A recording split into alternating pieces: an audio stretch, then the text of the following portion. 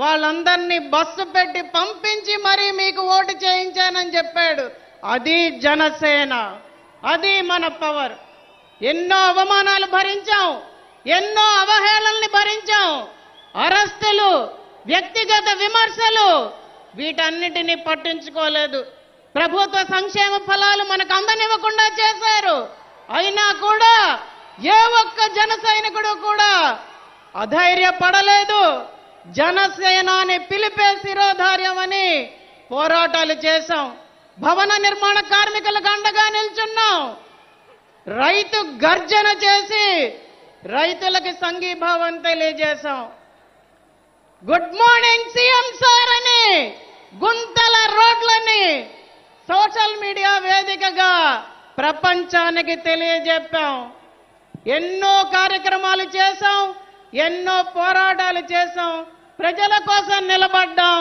ప్రజల కోసమే జనసేన పార్టీ అని ప్రజలందరికీ తెలియజేశాం.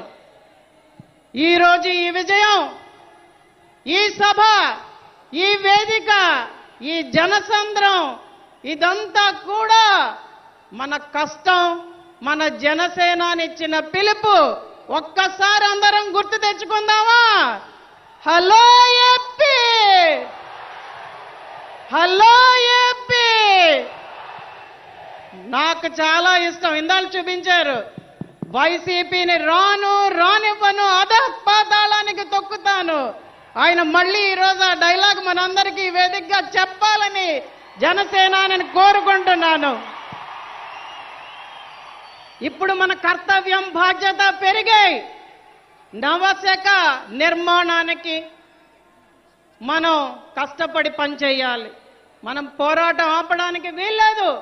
స్వర్ణాంధ్రప్రదేశ్ నిర్మాణానికి చేతులు కలిపి ముందుకు వెళ్ళాలి. ప్రతి ఒక్కరిని పార్టీలోకి ఆహ్వానించాలి. అందరం కలిసి అన్నదమ్ములుగా ముందుకెళ్ళాలి. మనమందరం కలిసి యువత బంగారు భవిష్యత్తు అన్న మన జనసేనాని మాటని నిజం చేసేటట్టుగా పనిచేయాలని పిలుపునిస్తూ నాకు ఈ అవకాశం ఇచ్చినందుకు అందరికీ ప్రత్యేకంగా ధన్యవాదాలు తెలుపుకుంటున్నాను. గౌరవనీయులు అనకాపల్లి శాసనసభ్యులు మాజీ మంత్రివర్యులు శ్రీ కొణతాల రామకృష్ణ గారిని ప్రసంగించాల్సి కూర్చున్నారు. జై జనసేన. పవన్ కళ్యాణ్ గారి నాయకత్వం, పవన్ కళ్యాణ్ గారి నాయకత్వం. ఈరోజు ఎంతో శుభదినం. 12వ ఆవిర్భావ సమావేశంలో భగవంతుడు కూడా మనకి హోలీ పండుగను ఇచ్చాడు. హోలీని ఎంత వైభవంగా ఆనందంగా చేసుకుంటామో మన 12వ ఆవిర్భావ దినోత్సవం కూడా ఆ విధంగా జరుపుకోమని భగవంతుడు ఈ రెండింటినీ ఒకటే రోజు తీసుకురావడం అన్నది చాలా గొప్ప సందర్భం. ఈరోజు నాగబాబు గారు ఇప్పుడే మాట్లాడినప్పుడు చెప్పారు, ఈయన తల్లికి కష్టం లేకుండా పుట్టాడు మా తమ్ముడు అని చెప్పారు. అంటే అటువంటి పుట్టిక ఎవరికి వస్తుంది అంటే కారణ జన్ములకు వస్తుంది. కారణ జన్ముడు ఎవరంటే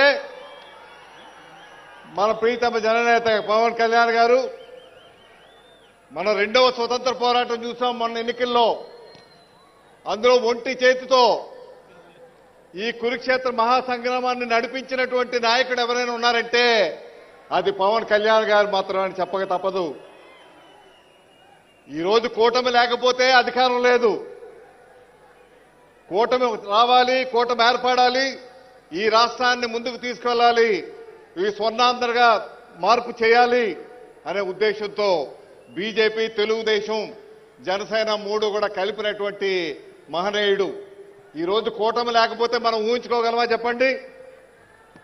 ఈరోజు కేంద్రంలో ప్రభుత్వం ఏర్పడడానికి, రాష్ట్రంలో ప్రభుత్వం ఏర్పడడానికి, ఈ రాష్ట్రానికి సంపద సృష్టించి విభజన వల్ల ఎంత నష్టపోయామో ఈరోజు అధికారంలోకి వచ్చాక ఆ నష్టాన్ని పూడ్చే కార్యక్రమం, సంపద సృష్టించేటువంటి నాయకత్వం ఈరోజు మన దగ్గర ఉంది. మొన్ననే ప్రధాని గారు చెప్పారు, మేరే సాత్ పవన్ హై అన్నారు. పవన్ నా చెంత ఉంటారని నాకు చెప్పారు వాళ్ళు, నా చెంత పవన్ ఉన్నారని. ఈ ఆంధ్ర రాష్ట్ర ప్రజలంతా ఈ పవన్ చెంత ఉన్నారనేసి మరొక్కసారి తెలియపరుస్తూ ఈ సమకాల రాజకీయాల్లో స్వార్థం లేకుండా రాజకీయాలు చేసే వ్యక్తుల్ని ఈ మధ్యకాలంలో ఎక్కడా చూడటం లేదు. నేను మొదట ఎంతవరకు వెళ్తాదని అందరూ అనుమానాలు ఉంటే మాకు కూడా అనుమానం ఉండేది. కానీ ఆ అనుమానాలన్నీ పటాపంచలు చేసి ఈయన పట్టుదలతో నిస్వార్థంగా నిజంగా ఈ 11 సంవత్సరాలు ఆయన రాజకీయం లేకుండా సినిమాల్లో ఉండుంటే ఈయన ఎన్ని ఆస్కార్ అవార్డులు తీసుకెళ్లారో, ఎన్ని వేల కోట్లు సంపాదించి ఉండేవారో తెలుసు మనకి. కానీ అవన్నీ కూడా వదిలిపెట్టి నిస్వార్థంగా స్వార్థ ప్రయోజనాలు లేకుండా, స్వప్రయోజనం లేకుండా రాష్ట్రం బాగుండాలి, రాష్ట్రం అభివృద్ధి చెందాలి, నా రాష్ట్ర ప్రజలు ముందుకు వెళ్ళాలి, యువతకు అందరికీ ఉద్యోగాలు రావాలి, వారికి మార్గాలు చూపించాలి, పరిశ్రమలు తీసుకురావాలి, రైతన్నలను ఆదుకోవాలి, ఈ అక్క చెల్లెలను ఆదుకోవాలనేటువంటి ఏకైక సంకల్పంతో 11 సంవత్సరాలు నిర్విరామంగా పోరాటం చేసినటువంటి నాయకుడు మనతో ఉన్నాడు. మన నాయకుడితో ఉన్నామనుకోవడానికి గర్వంగా ఈరోజు చెప్పగలుగుతున్నాం. ఒకసారి ఎన్నికల ముందు వారితో మాట్లాడినప్పుడు చెప్పాం, మన స్టీల్ ప్లాంట్ కానీ, పోలవరం కానీ, ఉత్తరాంధ్ర సుజల శ్రవంత్ కానీ ఇటువంటి సమస్యలు ఎన్నో ఉన్నాయి. రైల్వే బోర్డు ఈ సమస్యలు మనం పరిష్కారం చేయగలుగుతామంటే నేనున్నాను, నా ఎజెండా అదే, మీరు భయపడక్కర్లేదు, తప్పనిసరిగా ఇవన్నీ చేసి తీరుతామని.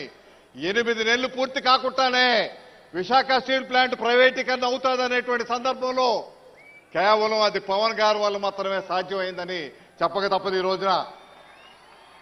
ఈరోజు చాలా మందికి అనుమానం వస్తుంది, ఈరోజు ఎందువల్ల ప్రధానమంత్రి గారు చేయాలి ఈ రాష్ట్రానికి. నాకు తెలిసి పవన్ కళ్యాణ్ గారు ఏమీ కూడా ఆశించలేదు. కేంద్రంలో చాలా మంది మంత్రి పదవులు కావాలంటారు, రాష్ట్రంలో ఇన్ని సీట్లు కావాలంటారు, ఇన్ని ఎంపీలు కావాలంటారు, ఇన్ని మంత్రి పదవులు కావాలంటారు.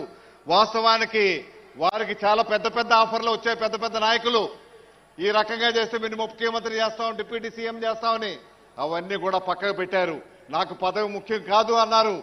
ఏ నాయకుడికి ఆ ధైర్యం ఉందో చెప్పండి. ఇప్పుడు నాకు తెలిసినటువంటి నాయకత్వంలో ఒక్క పవన్ కళ్యాణ్ గారే ధైర్యంగా నాకు పదవి అక్కర్లేదు, నాకు రాజకీయం అక్కర్లేదు, ప్రజల క్షేమమే ముఖ్యం అని చెప్పి రాజకీయాలకు అతీతంగా ఈరోజు కార్యక్రమాలు చేస్తా ఉన్నారు.